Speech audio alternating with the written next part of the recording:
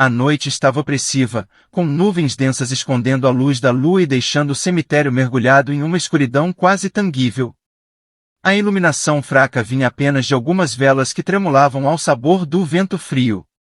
O grupo chegou em silêncio, caminhando pelo caminho de pedras irregulares que levava à pequena capela onde o corpo de Lucas estava sendo velado.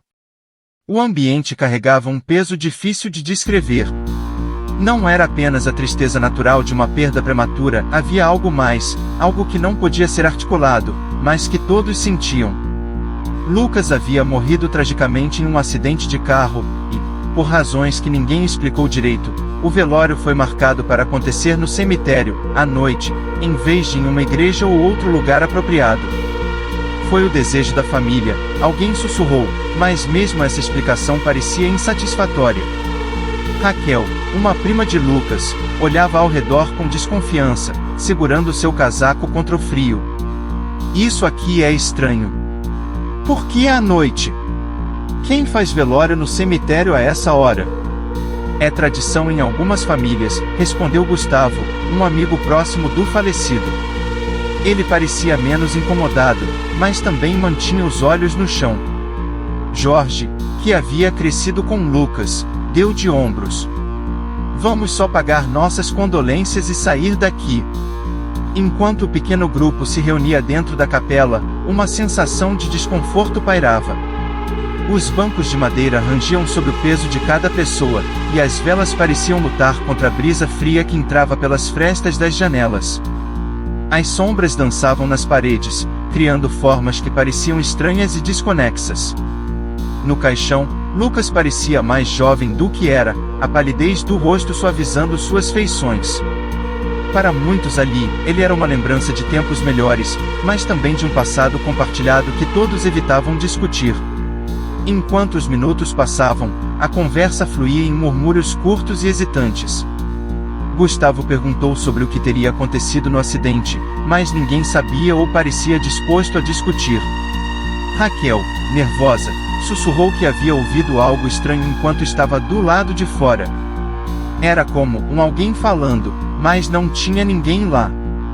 Provavelmente o vento, respondeu Jorge, mas sua voz não tinha convicção.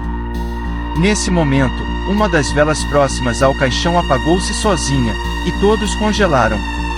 Gustavo tentou acendê-la novamente, mas o fósforo apagava sempre que ele chegava perto do pavio.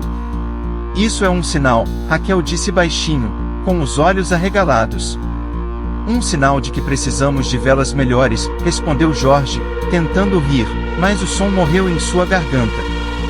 Quando o relógio passou da meia-noite, o ambiente parecia ter mudado sutilmente.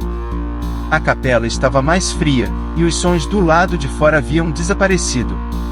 Não havia grilos, nem vento, nem o som distante de carros. Apenas um silêncio que parecia mais profundo do que deveria ser.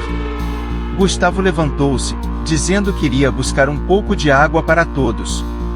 Ele saiu sem esperar resposta, deixando a porta da capela aberta. Os outros ficaram em silêncio por um tempo.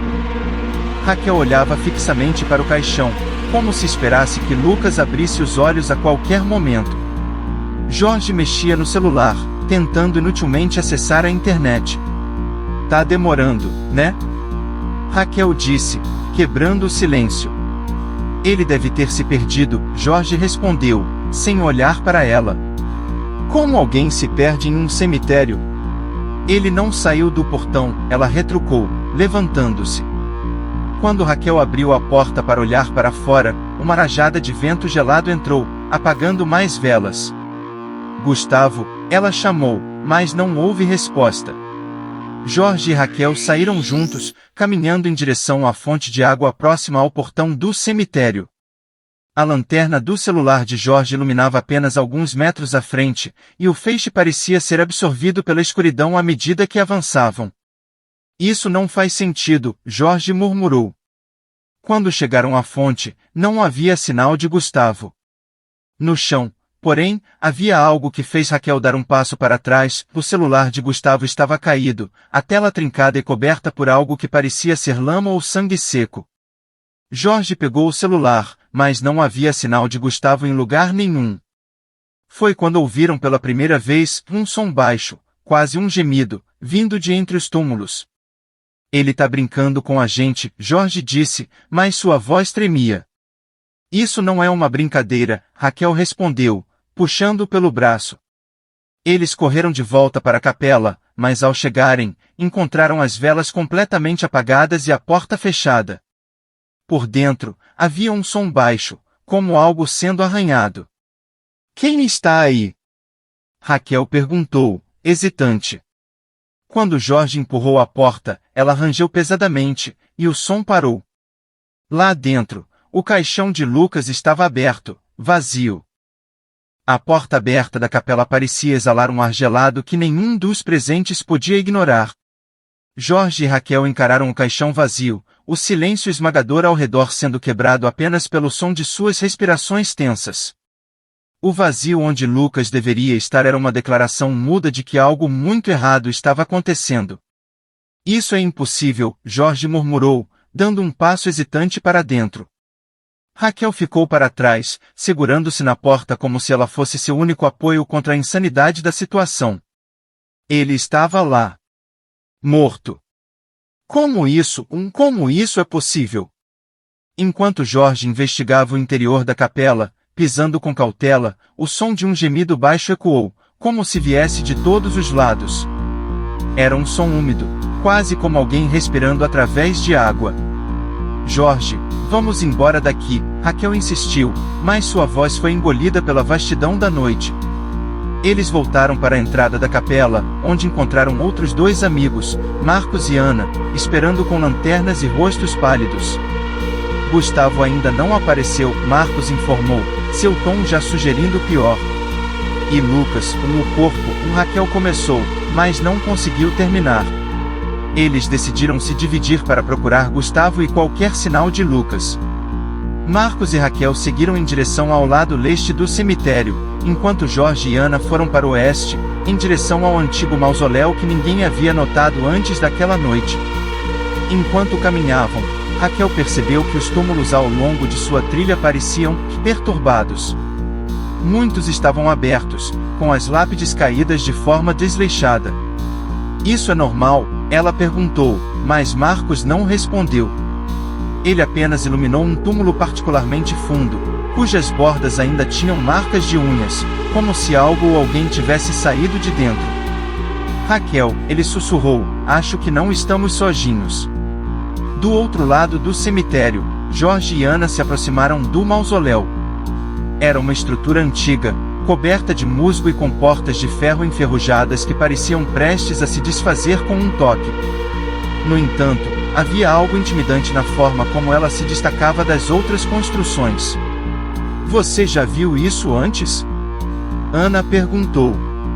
Não, e eu já estive aqui algumas vezes, Jorge respondeu, sua lanterna tremendo em sua mão. Ao empurrar as portas, eles encontraram um espaço pequeno, mas aterrorizante. No centro, havia uma mesa de pedra com inscrições antigas que não conseguiam decifrar. As paredes estavam cobertas de marcas de mãos, como se dezenas de pessoas tivessem tentado sair de lá. Ana se aproximou da mesa e encontrou um pedaço de papel amarelado, quase legível, mas com palavras suficientes para causar arrepios. Aquele que perturba o repouso aqui será devorado pela escuridão. Antes que Jorge pudesse reagir, o som de passos ressoou do lado de fora. Ele se virou rapidamente, mas não havia ninguém. Ou talvez houvesse, uma sombra indistinta parecia deslizar para longe, desaparecendo na escuridão. Vamos sair daqui, ele disse, puxando Ana pelo braço. Enquanto isso, Raquel e Marcos se aproximaram de uma parte do cemitério que parecia mais antiga. As lápides estavam quase todas quebradas, e o chão parecia ter sido remexido recentemente.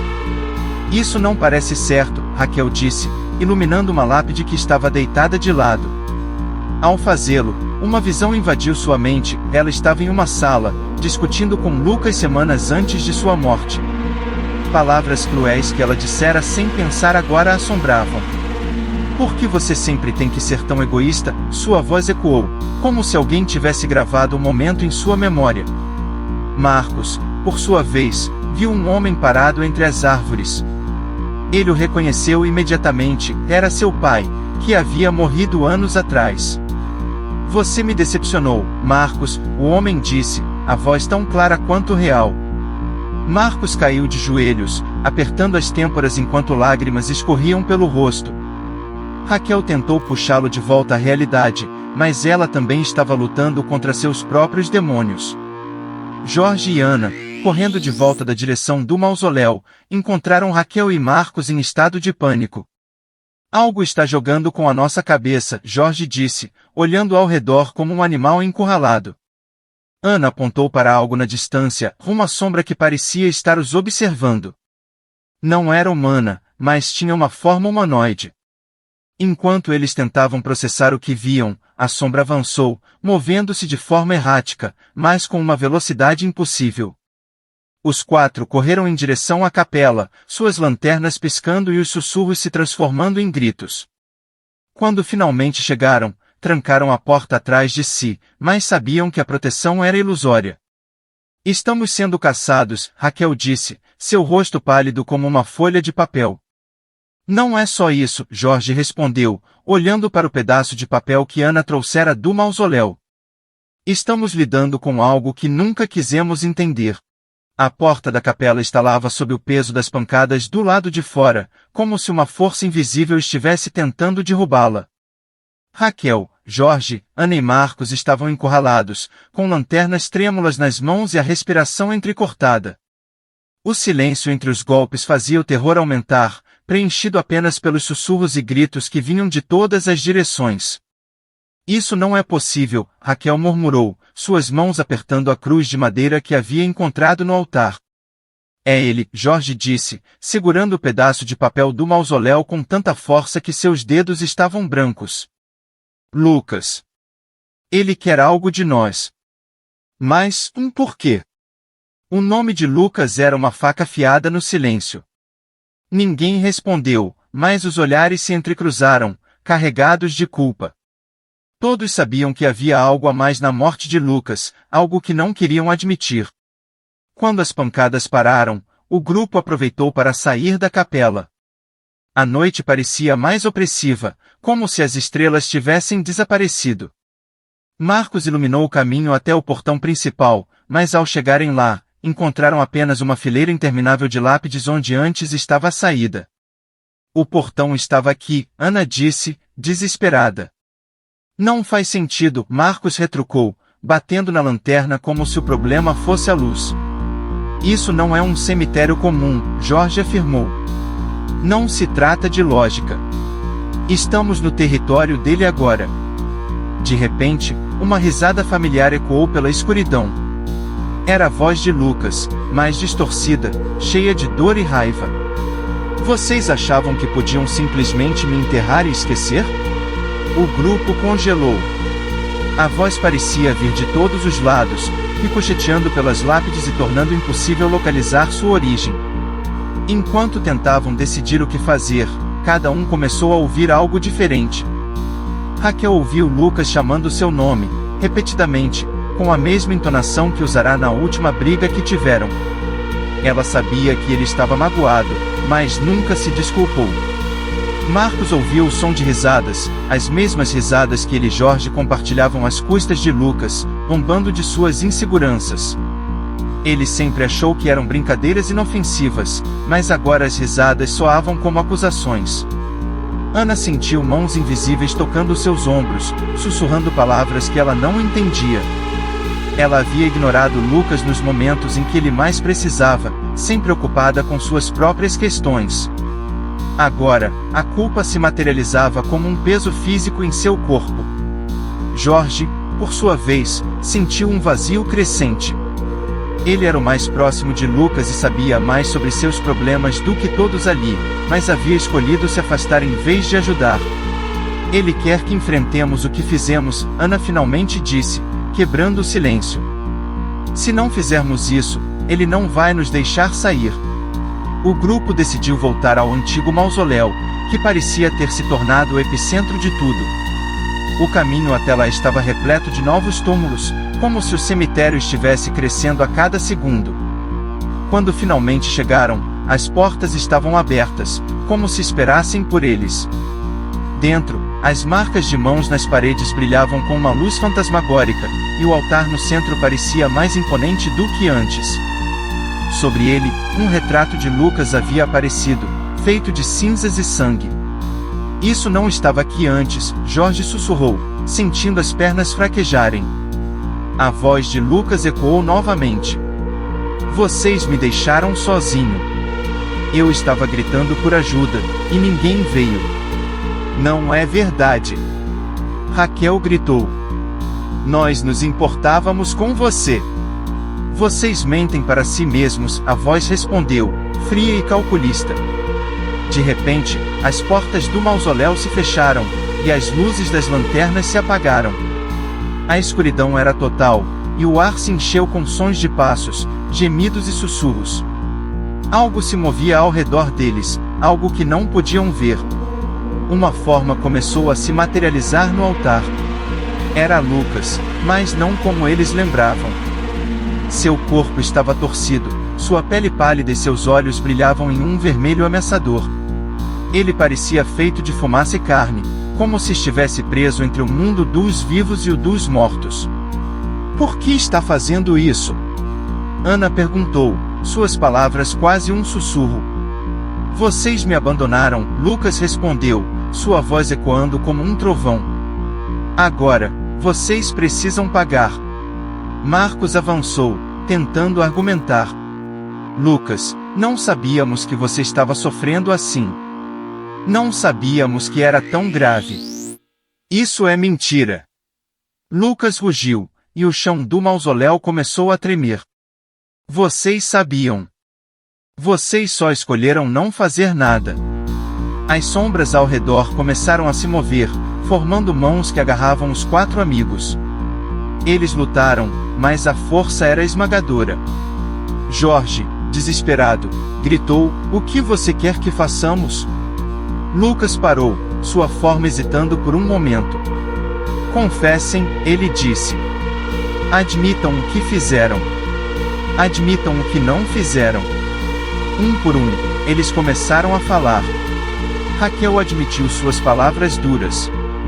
Marcos confessou suas brincadeiras cruéis. Ana reconheceu sua indiferença, e Jorge admitiu sua covardia. Conforme falavam, as sombras começaram a recuar, e a forma de Lucas se tornou menos monstruosa. Ele parecia quase humano novamente, mas seus olhos ainda estavam cheios de tristeza. Quando o último dos segredos foi revelado, as portas do mausoléu se abriram, e a luz do amanhecer inundou o cemitério. Lucas desapareceu, deixando apenas um sussurro, lembrem-se de mim. Os 4 saíram, exaustos e marcados pela experiência. Enquanto caminhavam pelo cemitério agora silencioso, perceberam que algo havia mudado dentro deles. A culpa que carregavam havia sido exposta, mas as cicatrizes permaneceriam para sempre. No portão do cemitério, encontraram uma única rosa negra. Jorge a pegou, sabendo que nunca mais esqueceriam aquela noite.